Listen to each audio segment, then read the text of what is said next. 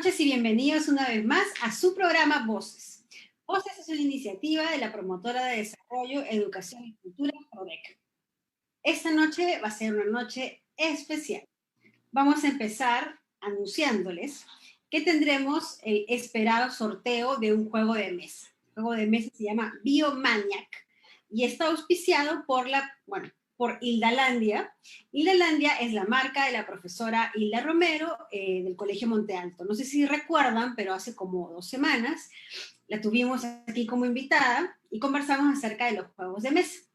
Y al final nos ofreció regalarnos uno. Entonces estamos muy agradecidos con ella por ese detalle.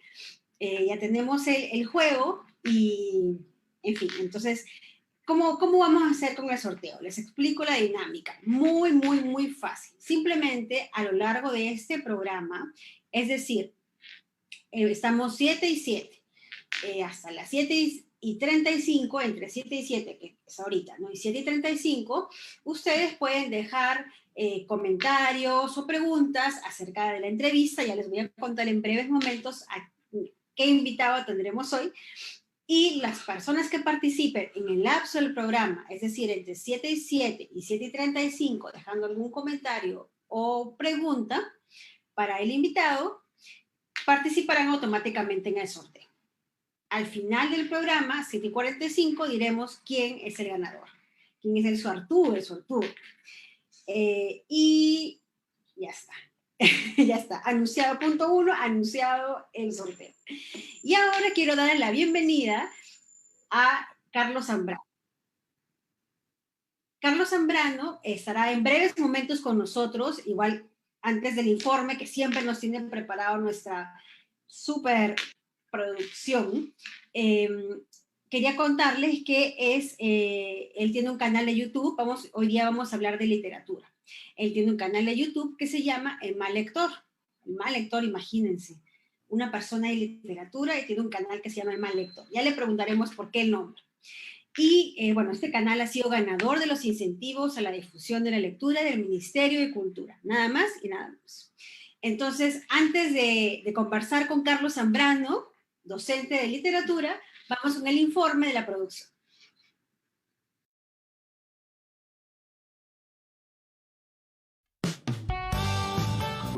Es el conjunto de relatos, mitos, disertaciones y elaboraciones poéticas producidos por la humanidad, cuyo elemento común es la utilización de la palabra y el lenguaje verbal.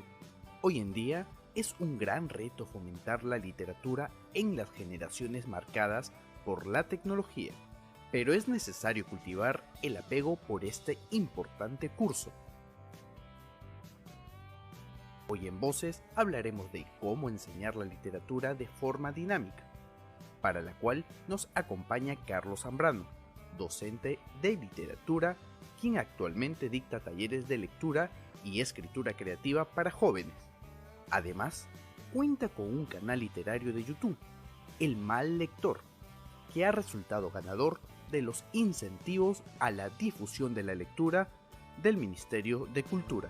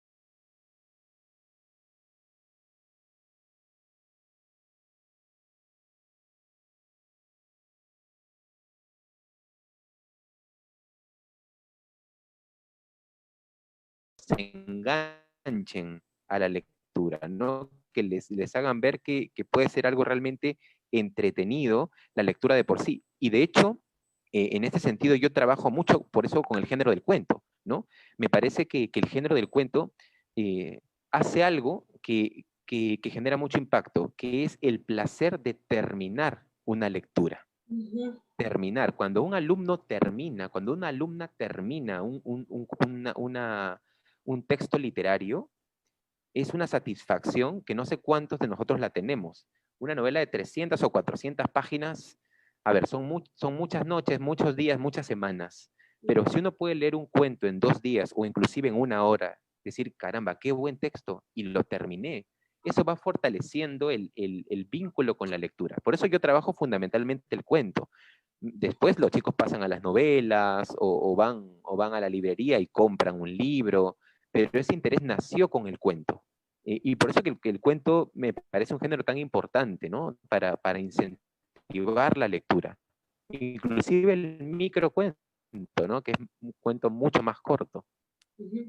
Sabes que esto último que has dicho es bien importante porque, bueno, para los que han estado desde el comienzo, te cuento, Carlos, que a veces tenemos algunos problemillas por ahí y te han escuchado a ti al parecer, pero no a mí. Pero no se preocupen, porque lo que yo he dicho no interesa tanto como lo que dice el invitado. Así que hemos estado simplemente conversando acerca de que ahora, bueno, podríamos resumirlo así, no sé, Carlos, ahora la juventud, si uno le presenta otras opciones que también son literatura, ¿no? Digamos, no lo que usualmente o obligatoriamente se enseña a leer en los colegios, podrían agarrarle un gusto mucho mayor, ¿no? Sí, ¿Podría ser exactamente. el resumen de estos primeros minutos? Tal cual, tal cual. Yo solamente agregaría esa idea, ¿no? Un poco para de repente complementar eso, diría que urge un espacio en la educación nacional en donde el objetivo sea encariñar a los alumnos con la lectura, no tanto pensando en la lectura como un instrumento para aprender literatura peruana, literatura española, historia de la sociedad, sino que urge un espacio en los colegios para realmente volver a emocionar, a encantar a los alumnos con la lectura. Y cuando digo esto, hablo de cuento, hablo de cómic, hablo hablo de canción, de artículos, de ensayos, o sea, volver a encariñar a los alumnos con la lectura. Urge un espacio como ese. Sí, antes de continuar con la entrevista, les recuerdo que los que dejen comentarios, también se valen los comentarios de no se escucha, porque de algún modo nos han hecho ver que estábamos con problemitas, ¿no? Bueno, comentarios o preguntas durante el programa hasta las 7, vamos a ampliarlo un poquito hasta las 7:37, con reloj así inglés, van a poder participar del sorteo de un juego de mesa. Cortesía de Hildalandia. Listo. Entonces, ¿sabes qué, Carlos? Tú decías algo bien interesante, que es, bueno, aparte del placer de la lectura, el placer de acabar un libro. Bueno, una lectura más bien, ¿no? Porque, como decíamos, estamos hablando de cuento, microcuento, una novela, ¿no? O incluso un libro de poesía, ¿no? Eso es algo que pienso yo, tú también me podrías validar esa teoría, ¿no? Ahora que estamos socialmente metidos en un mundo que busca mucho o bueno, más bien las personas, ¿no? Buscamos o nos sentimos satisfechas con el resultado más que con el proceso. Y además, necesitamos de la inmediatez. No estoy diciendo que sea algo bueno, más bien yo estoy en contra de eso y me gustaría pues que todos viviéramos como mucho más tranquilos, ¿no? Mucho menos pendientes de que ya, me respondieron, ya, me dijeron, no, salvo que sean temas importantes, obviamente, ¿no? Esto de saber que terminaste algo es como bien, no sé, bien más que interesante, bien satisfactorio y a la vez motivante para comenzar otro, en este caso que estamos hablando de la literatura, otro cuento, por ejemplo, ¿no? Incluso una novela corta, digamos una novela, qué sé yo, de 200 páginas, ¿no? O 180 por ahí, cuando ya le perdiste el ritmo a la lectura o simplemente nunca te gustó, ¿no? Y estás ya en la página, no sé, 70, te vas motivando. No sé si te ha pasado o le ha pasado a tus alumnos. Carlos. Sí, sí, bueno, no sé si hay como una pequeña inestabilidad, ¿no? Pero sí escucho, pero no sé si me están escuchando ustedes. ¿Sí me están Sí, escuchando bien? Ah, ya, excelente, excelente, perfecto. Sí, o sea, definitivamente, como tú lo has mencionado, o sea, hay una lógica del estímulo-respuesta muy de esta época, ¿no? El querer que todo sea inmediato. Yo creo que, como tú has mencionado, ¿no? No sé si, claro, uno puede ir ahí desde la crítica, pero sí creo que es algo que está ocurriendo hoy, ¿no? O sea, es una situación que nos guste o no está ocurriendo y frente a esa situación, entonces hay que preguntarnos en ese contexto en el que eso se ve en todos lados, ¿no? O sea, un chico prende bueno, yo hablo un poco desde mi generación, iba a decir su MP3 o su MP4, ¿no? Pero ahora hay otros dispositivos y claro, escuchan la canción y si no les gusta, la sacan y a la siguiente, hasta que algo les guste. Creo que en ese contexto, una herramienta como el cuento es perfecta, ¿no? Es mucho más todavía, ¿no? Nos sirve como una herramienta para que en esta cultura de la inmediatez un chico se pueda afianzar con la lectura, ¿no? Porque es un género breve. Por supuesto que hay cuentos más complejos que otros, hay grados también de cuentos. De hecho, en el taller no es que empezamos leyéndolos, porque hay autores que aunque escriben cuento, no son tan sencillos. Y hay autores que escriben cuentos más fáciles, un poco más ágiles en su transcurso, pero definitivamente me pasa mucho en la experiencia del taller que los alumnos, las alumnas me dicen, ¿no? No sabía que había este cuento, lo terminé y me encantó. Y es más, estamos hablando ya de alumnos, pues que en los talleres son cerca de 12 o 20 autores diferentes que ya conocen, porque es un autor por semana, o inclusive en algunos casos 2 autores por semana, porque el taller a veces lo trabajamos 2 veces por semana y trabajamos un autor en cada sesión. Entonces estamos hablando pues de estudiantes, de participantes que cuando termina el taller conocen 20 autores, algo que no sé qué tan viable sería leyendo novelas, ¿no? Pero además hay otra cuestión, ¿no? Leen los cuentos, les gustan, por ejemplo, hay un autor que trabajamos mucho nosotros, es Edgar Allan Poe, ¿no? Que es un escritor, bueno, de género de terror, interesante. Otro autor que trabajamos, por ejemplo, es Ray Bradbury, que es un escritor de ciencia ficción norteamericano. Entonces, los participantes dicen, oye, qué buen cuento, no sabía que existía este escritor. ¿Tiene más cosas? ¿Qué más escribió? Entonces los enganchas con ese nombre y me ha pasado varias veces que los alumnos me escribieron un correo o me llamaron o me escribieron al WhatsApp, profesor, me quiero comprar este libro de Ray Bradbury, ¿me lo recomienda? Ya no quiero leer el cuento que usted nos dejó. Estoy viendo y me quiero comprar una novela porque me encantó este autor.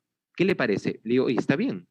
Y terminaron la novela, pero ya no tuve participación yo, sino que empezaron con el cuento y cada uno por su lado empezó descubriendo qué autores les gustaba.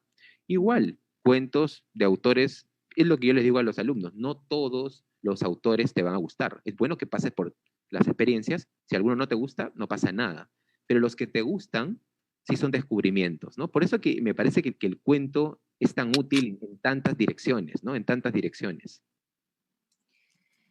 ¿Y no crees tú, perdón que estoy, ya estás comentando, están haciendo algunas preguntas, entonces Sí, vamos perfecto. a juntarlas un poquito, eh, pero sí te quería igual hacer esta antes de pasar con ya las preguntas del público.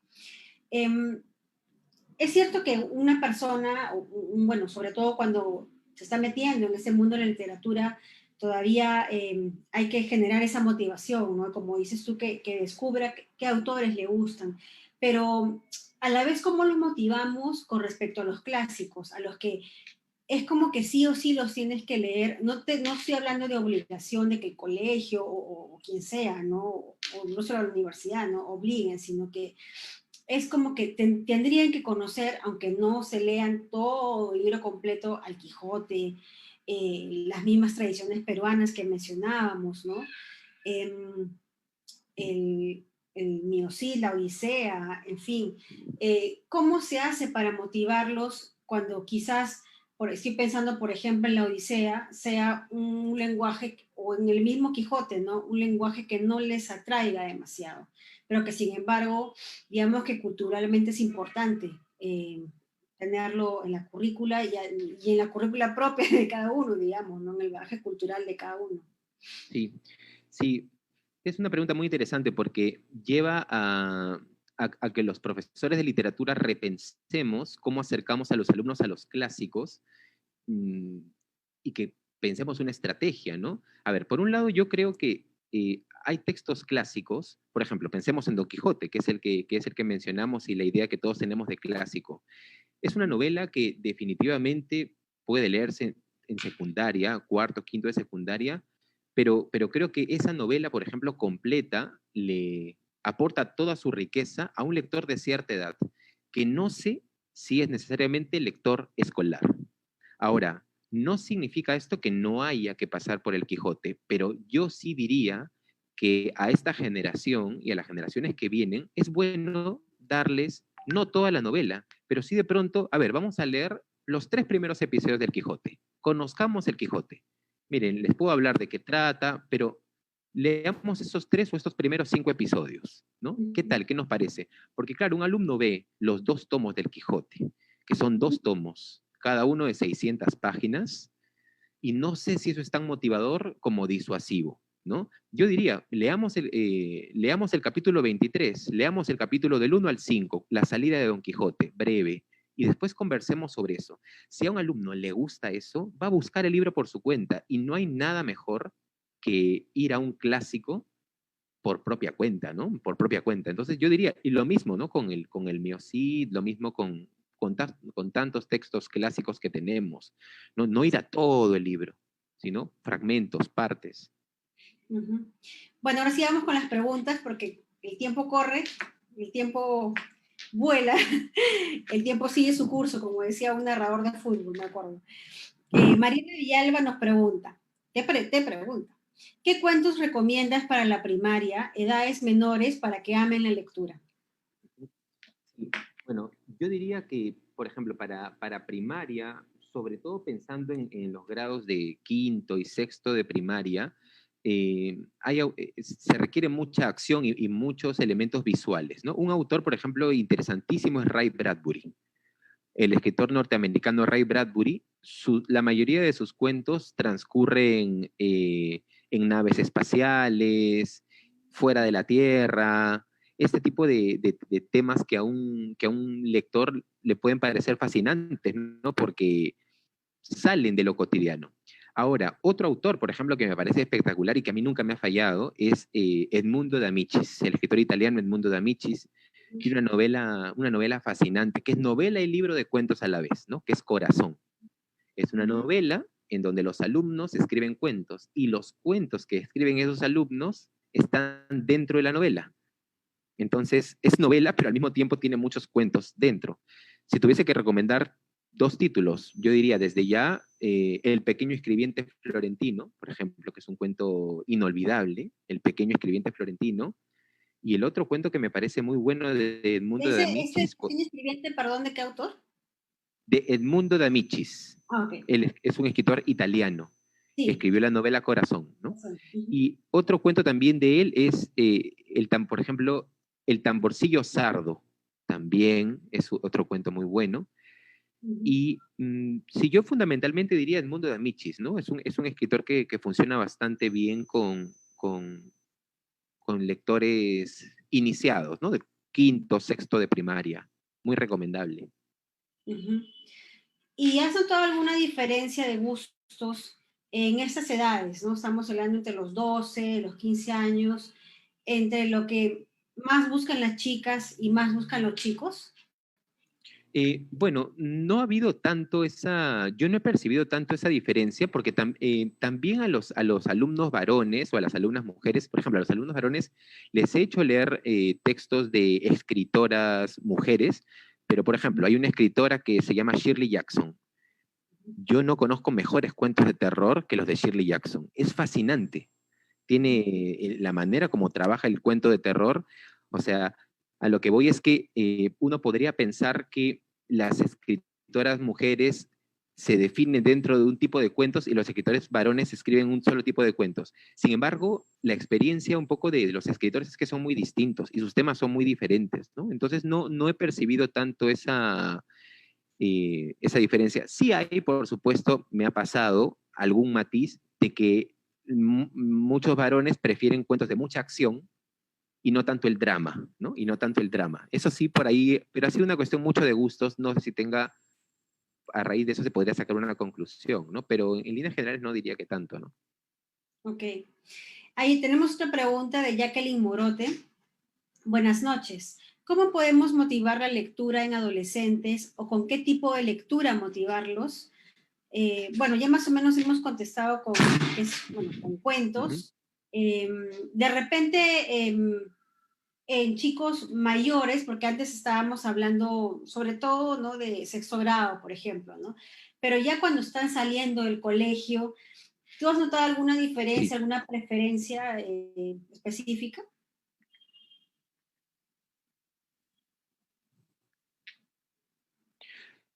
Bueno, a ver, sí, lo que sí percibo, por ejemplo, lo que sí percibo ya cuando se trabaja con chicos de cuarto o de quinto de secundaria, es que ellos, en muchos de los casos, prefieren cuentos que les impliquen una mayor actividad en relación al cuento. Es decir, un cuento puede terminar y solucionarse. Muchos jóvenes ya de grados superiores, tercero, cuarto, quinto, prefieren cuentos con finales abiertos, finales que ellos les permitan interpretar. No es que alguien te contó una historia, terminó y no, sino que cuentos que exigen debate, interpretación. ¿Qué pasó al final? No se entendió. De hecho, me ha pasado muchas veces de chicos mayores que me dicen, me encantó este cuento porque no lo entendí. O sea, me ha pasado porque son cuentos que exigen la relectura, ¿no? De hecho, se genera mucho en el taller debates, ¿no? Es una cosa que no la he mencionado, pero una cuestión que también el cuento genera es que entrena a los chicos en dar su punto de vista y defenderlo. Yo pienso esto sobre el cuento. ¿Tú qué piensas sobre el cuento? Esto otro. Defender mi idea. A mí me parece muy formativo que un estudiante, una estudiante empiece a entrenarse en dar su punto de vista sobre literatura para que en el futuro pueda mantener esa misma dinámica en relación a otros temas, ¿no? Entonces me parece que funciona muy bien la literatura como una herramienta para debatir, para conversar, y ese tipo de cuentos prefieren mucho los mayores, ¿no? Cuentos complejos, ¿no? No tan sencillos. Sabes que ahora que comentabas sobre esos cuentos de ficción y esa autora que mencionabas de terror, eh, no sé, pero quizás las generaciones no hemos variado tanto porque por lo menos yo recuerdo cuando estaba en el colegio, en secundaria, eh, bueno, a una amiga le traían de Estados Unidos, porque, a ver, mi época escolar, no es que estaban todavía recién abriéndose las importaciones, ¿no? Entonces, no teníamos acceso como ahora a un crisol o a una, bueno, estoy haciendo cherry a la librería, ¿no? Pero la librería es tan, con tan abundante cantidad de títulos, ¿no? Más bien era como bastante limitado el asunto. Entonces a ella le traían, bueno, del extranjero, algunos familiares, qué sé yo, libros de, era de ficción, o sea, ficción, ¿no? Y terror. Y recuerdo que nos los turnábamos, o sea, sí, nos los turnábamos entre ella, por su cara, lo leía primero, no eran tan largos, eran los típicos de papel bulky, ¿no? Eh, qué sé yo, pues el más gordo podría tener 300 páginas, 350, pero te causaban tanta, no solamente el disfrute de leer, sino además de seguir la historia, ¿no? Ahorita no me preguntes, la verdad, si eran finales abiertos o no, porque no me acuerdo. Lo que sí me acuerdo era que nos turnábamos para leer y teníamos máximo 1 o 2 días para leerlo, porque Claro. obviamente le tocaba a la otra, entonces aprovechabas el recreo, el almuerzo, o sea, todos los momentos que tenías, ya ni te digo, llegabas a tu casa y te quedabas hasta tarde leyendo, ¿no? Y ahora que me has comentado que a los chicos de los talleres que llevas, ¿no? En general a tus alumnos les gustan también estos temas, por edad, digo, de repente es una edad en la cual, no sé, coincide, hay algún tema psicológico ahí que hace que se tienda más a la ficción, ¿no? Sí, bueno, lo que acabas de comentar también me toca muy de manera personal porque me pasaba mucho, por ejemplo, en la época de profesor, en que estaba en Los Álamos, que, por ejemplo, se me acercaban alumnos para pedirme cuentos. Profesor, porque hicimos con el colegio un espacio, el colegio creó un espacio de lectura que de hecho funcionó muy bien. Con estos cuentos que ahora trabajo en el taller, se trabajaban en la hora de lectura en el colegio, ¿no? En Los Álamos. Entonces, los chicos leían cuentos diferentes y me pasó muchas veces que yo estaba en el patio o estaba haciendo alguna actividad y algún alumno se me acercaba y me decía, profesor, ¿no tiene un cuento que me pueda dar? Y le daba el cuento, se lo llevaba una hora, lo regresaba y decía, me encantó, ¿no tiene más? ¿No? Entonces, sí, es esta idea del alumno que busca el cuento, busca la lectura para poder tenerla un ratito por lo menos, es algo que me interesa mucho trabajar y desarrollar, ¿no? Ese es el gran objetivo, de hecho, de los talleres que trabajo. Crear este tipo de alumnos como tú en su momento, o como estos alumnos, no tiene algo para leer un rato, ¿no? Ese tipo de lector es el que creo que hay que trabajar mucho para atraer nuevamente, ¿no?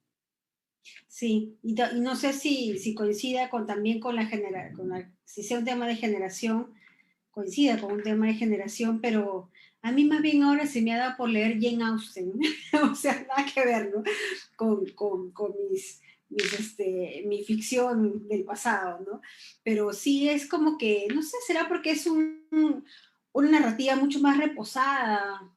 Mm, ¿Tiene algo que ver la edad con eso? ¿Tú crees? Sí. No me hablo de mi Eh, caso, sino hablo bueno, así. bueno, una cuestión que yo siempre comento es que los lectores somos distintos, los gustos de los lectores son distintos, los lectores somos diferentes y hay autores que les gusta Jane Austen, bueno, Sentir Sensibilidad es una novela impresionante, hay escritores que les gusta Emily Bront, hay escritores que les gusta Drácula, Bram Stoker, los lectores somos distintos, por eso yo decía que no es tanto la cuestión de que me gusta o no me gusta la lectura, de hecho alguna vez un alumno me dijo, ¿no? No me gusta leer. Entonces yo lo primero que le dije es muy difícil que no te guste leer.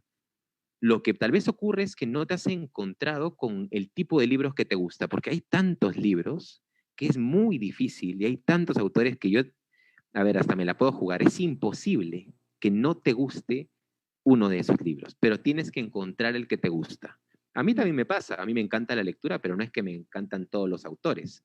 Hay autores que inclusive hasta me pueden aburrir un poco, pero hay algunos que sí me fascinan, ¿no? Entonces, hay lectores distintos, ¿no? Los lectores somos distintos, no es que nos guste todo a todos, cada uno le gusta diferentes temas, diferentes tipos de textos y bueno, no hay problema, está bien ser diversos en ese sentido, ¿no? Ya me sentía yo una tía, ¿no? Con mi Jane Austen. No, no, yo Bueno, hace 3 semanas terminé de leer Cumbres Borrascosas, me encantó, de Emily Bront, me encantó, entonces sí, no hay problema, por supuesto. tenemos otra pregunta de Nazaret Solís. Creo que la podemos contestar haciendo alusión a tu canal, al canal que tienes, y de paso que nos cuentas por qué se llama el mal lector. Sí, Su pregunta es acerca del uso de las redes sociales para motivar la lectura. De repente, quizás se me ocurre que nos podrías contar algo del canal que tienes en YouTube, El Mal Lector. sí. Bueno, a ver, vamos primero por el nombre, ¿no? Vamos primero por el nombre del mal lector, que sí, mucha gente de hecho me ha preguntado por qué tiene ese nombre. Y bueno, yo opté por el nombre por dos razones, ¿no? Porque tiene dos acepciones para mí. Por un lado, es muy personal en el sentido de que yo no puedo dejar de estar con un libro en la mano. Los que me conocen, no sé si hay alguien que está ahí, de los que me conocen del colegio, me es muy difícil salir a algún lugar sin un libro, ¿no? Casi por ahí, inclusive algunos me decían, "Oye, ya, no sé, ¿tanto te gusta?" ¿No? Entonces, lo pensaba mucho en términos de que es como el mal de la lectura, ¿no? Ese mal del que no te puedes librar, ya estás como, eh, inclusive algunos lo podrían denominar como una especie de enfermedad, no lo veo tanto así, pero es como que no puedes dejar de leer, ¿no? El mal lector, el mal No, de y la lectura. además hay algunos que van leyendo, bueno, ya no veo tanto ahora, pero hasta hace unos cuantos años veía en la calle gente con su libro, así, ¿no? Entonces, ahora bueno, es el celular, pero con sus libros tal cual, libro de papel. Seguro Y, era yo, seguro me viste a mí.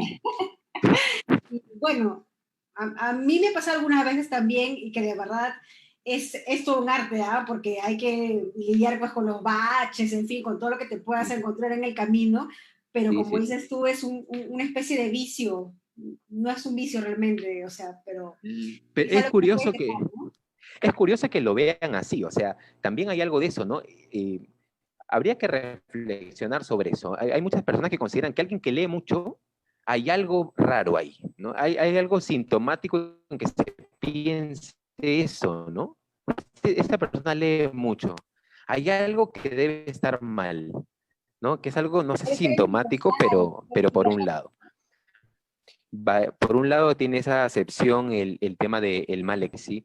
Ahora, por otro lado, también está otra cuestión que es el mal lector, porque yo cuando en los talleres hablo con los participantes, con las participantes les digo, la lectura no es necesariamente algo en donde uno recibe información nada más, sino que uno interactúa con la lectura, inclusive la renueva. ¿Qué interpretaste tú?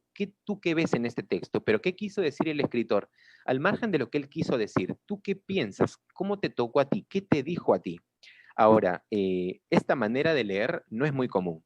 Y para muchos, leer así es leer mal, es casi hasta faltarle el respeto a los libros. Y yo creo que uno tiene que leer con toda la libertad del mundo. No es tanto lo que quiso decir el escritor.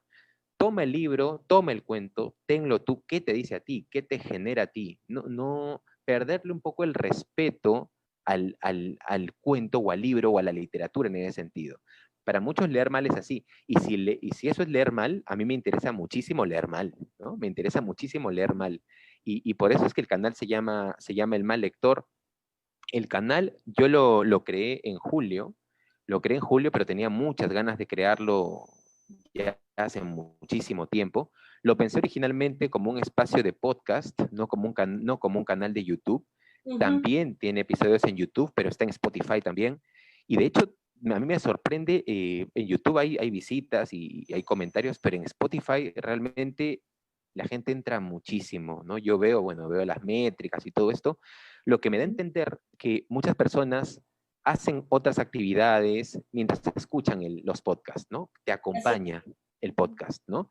Entonces, yo quería crear un espacio como ese. Quería crear un espacio en el que las personas pudiesen acceder a saber de literatura, a enterarse de manera libre, sin necesidad de pronto de estar yendo a una universidad, porque hay que ser sinceros, muchas personas pierden todo contacto con la literatura después del colegio, salvo que se dediquen a estudiar literatura en la universidad. O sea, muchas personas, muchos adultos terminaron quinto de secundaria y la relación con la literatura se terminó. Entonces, el canal surge por eso, ¿no? Y de hecho me ha ido muy bien en el sentido de que muchos me escriben, me agradecen por el canal, me piden que lo siga haciendo, y el incentivo del Ministerio de Cultura fue un aliciente adicional a eso, ¿no? Ujú. Qué bueno, Carlos. El tiempo, lamentablemente, como te comentaba justo antes de empezar, nos ha quedado súper corto, pero no sé si quisieras dar algún mensaje final, ¿no?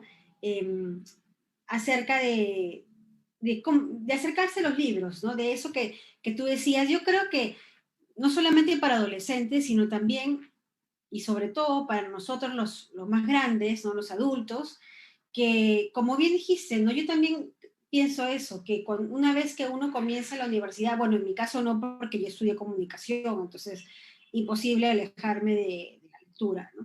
Pero sí, digamos, otras carreras sí que te podrían alejar de la literatura, ¿no? Eh, si es que, bueno, si es que no has tenido un arraigo como muy fuerte, ¿no? Cuando estuviste en el colegio. A esas personas, ¿no? A todos, ¿no? Los Claro. que de algún modo tendríamos que volver a acercarnos, ¿qué podrías decirnos? Sí,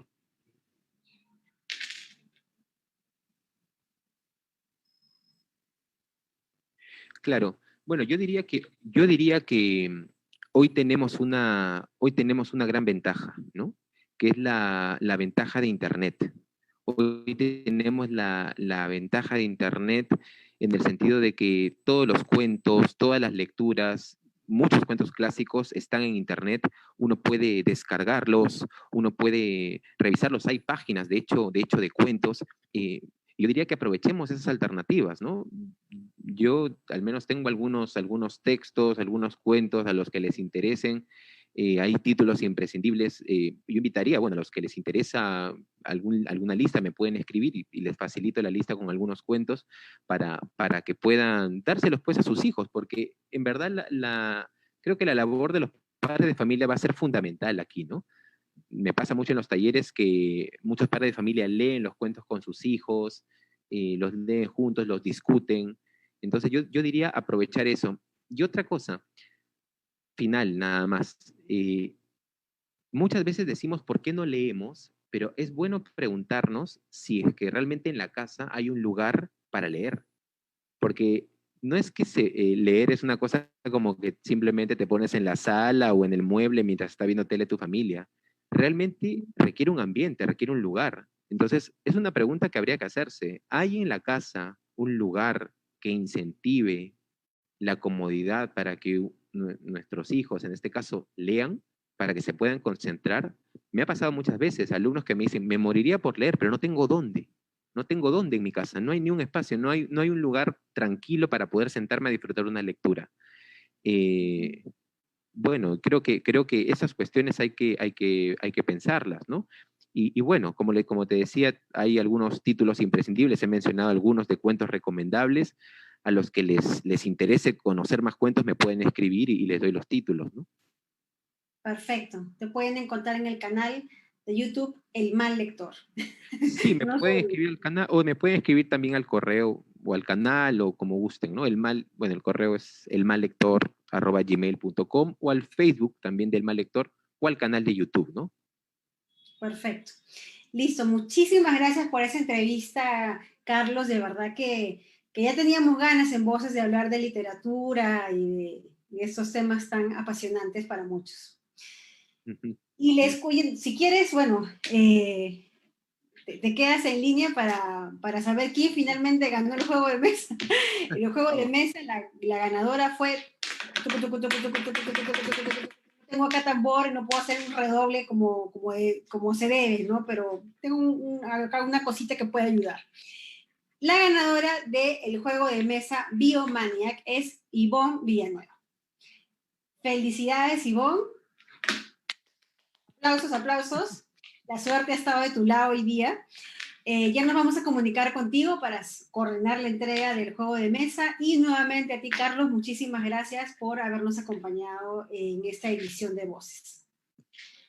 Muchas gracias, María José. Te agradezco por la invitación. He disfrutado mucho la conversación y espero que los asistentes también. Estoy segura que sí.